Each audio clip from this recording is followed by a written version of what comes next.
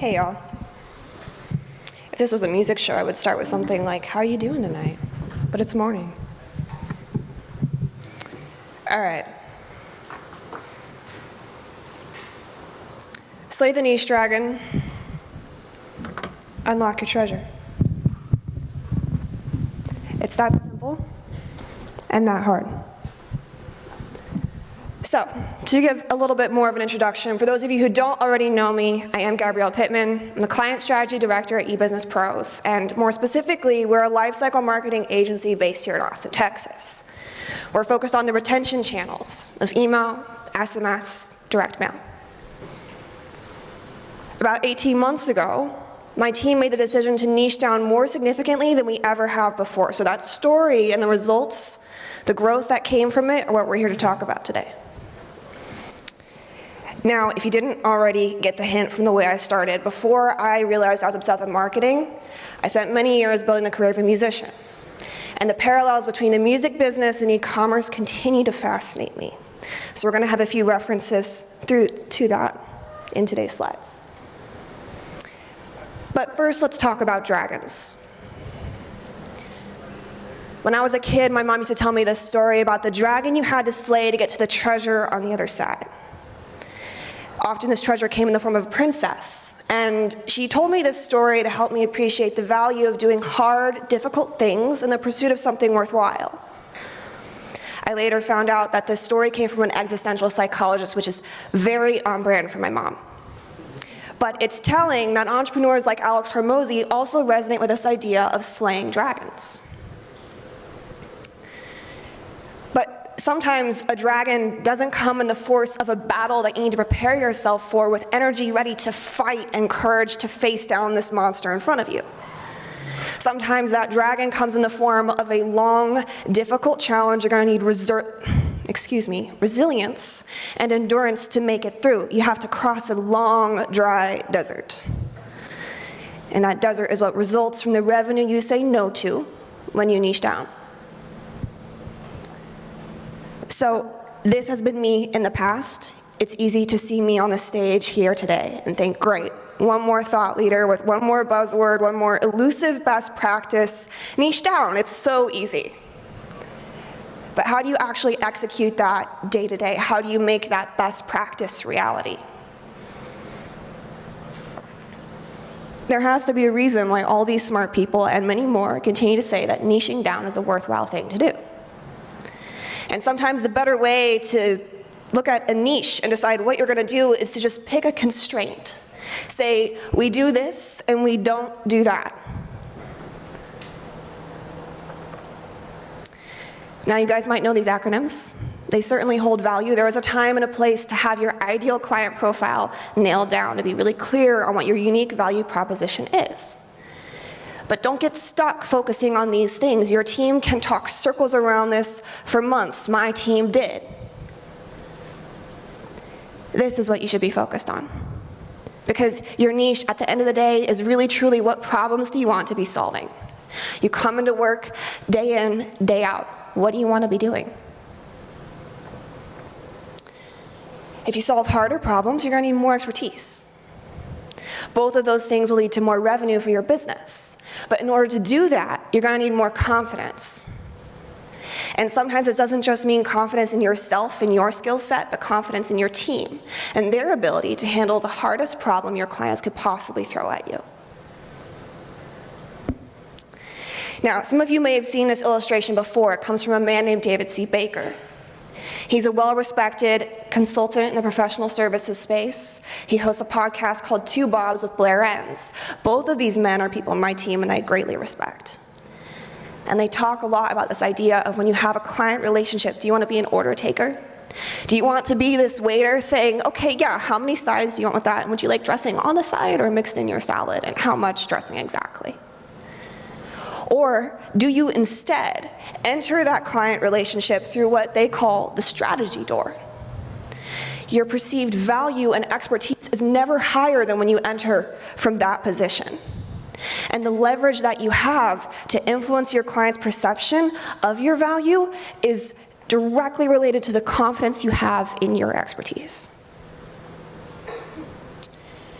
So, Every time someone asked me this question, it was my least favorite thing to hear. I hated being asked, what genre of music do you make? I never had a good answer. My face would look something like this cowboy because, we have a Western theme.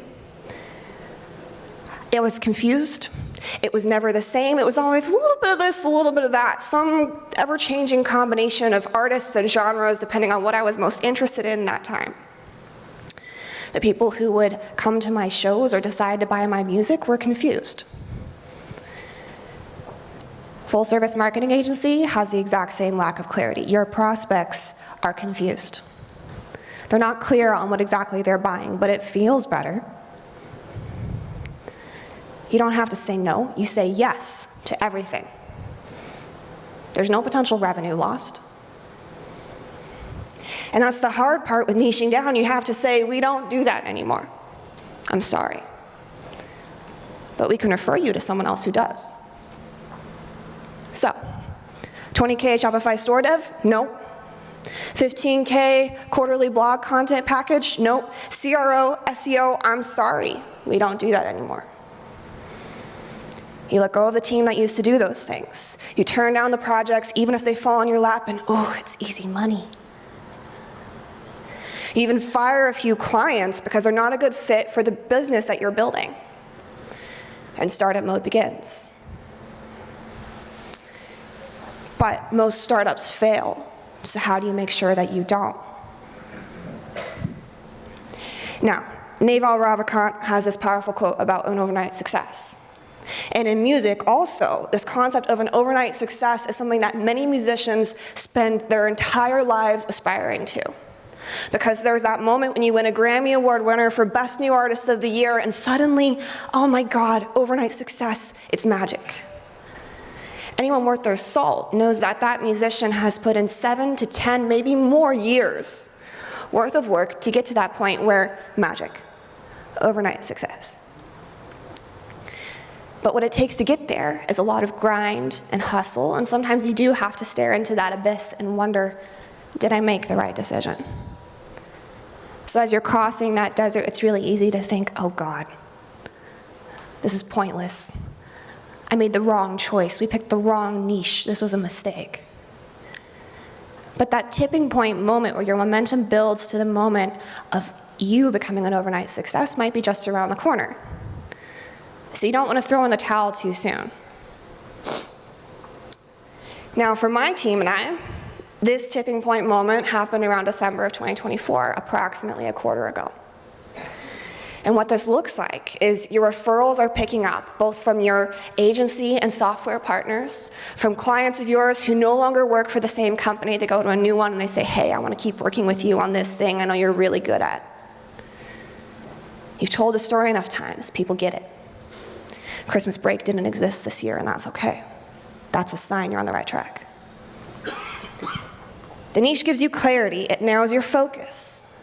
You're really good at specific things. Your clients know, I want to make this kind of music, I go to work with this kind of agency. Your partners see you as collaborators, not competition. My team and I work really well with ad agencies where they focus the acquisition side of the funnel, we handle the retention side of the funnel. The overall story and offer from beginning to end is stronger because you have both teams focused on what they're best at. I don't think I've said this enough. Focus. That's simple. And the other thing that comes from this is your pricing and operations become less conditional. Your systems become optimized around the tools in which you do your best work. I'm proud to be a Klaviyo community champion for the 3rd year running. Our team knows how to break Klaviyo, push it to its absolute limits, and we also know how to fix it when we get there. But we also work with MailChimp, Attentive. What our clients need, we know that whether the software platform changes, our overall process of email, SMS, direct mail is going to stay the same. In your case studies, your results, they get consistent. Your clients and your prospects know it's not a fluke. They did it for this brand, they can do it for me. Whether it's luxury jewelry, apparel, outdoor recreation, CPG, food and supplements, makeup, they can do it. And you build a reputation for the secret sauce that only you can bring. And as AI gets better and better at replacing the functional parts of your work, that strategy, what David Priestley describes as the life force and vitality that only you and your human talents can bring, that's your secret sauce. That's your edge that makes you stronger with AI, not replaceable by AI. But you have to go across the desert first. Your team is temporarily smaller. Your revenue is temporarily lower. And when payroll is the ultimate form of accountability, it's so tempting to say yes to that project when you're a little too close to the razor's edge for comfort. So why are you saying no? You better be really clear on what that is. For my team and I, it was a combination of things. We needed a succession plan for our agency. And in order to do that, we needed to niche down and focus on the problems that our team was most interested in solving. Because if they're going to carry the torch forward for the next 10 to 20 years, they need to be invested. We also needed a compelling reason to ask our clients to pay more on a monthly retainer without it feeling manipulative, like they're being taken advantage of. So, you're walking across the desert. How do you know you made the right call? You're reaching that moment, oh God, maybe I made a mistake. Should I keep going?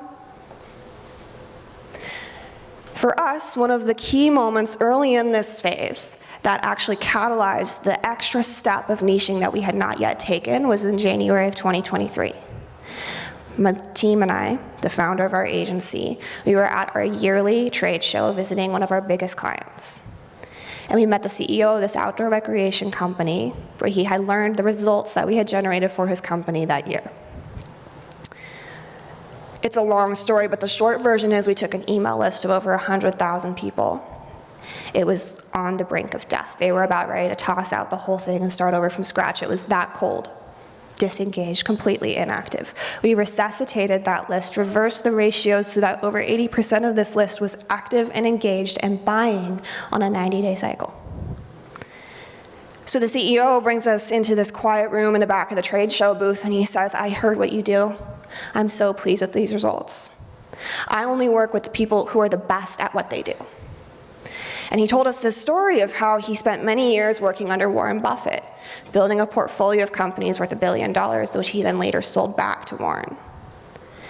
And he had gone to start a new portfolio, which included this outdoor recreation company. He said, you guys are so good at what you do, I want you to do what you did for this brand and go do it again for my luxury furniture brand that I also own. And we did. But signs you're on the right track can also look like more referrals picking up. Like new clients being on a waiting list. They have to book and pay ahead of time to claim a date when they know their project will start with you. And because of that, your deals close faster. Your pipeline is more clear. There's an obvious reason for people to begin working with you, and they know why and when they're going to do it.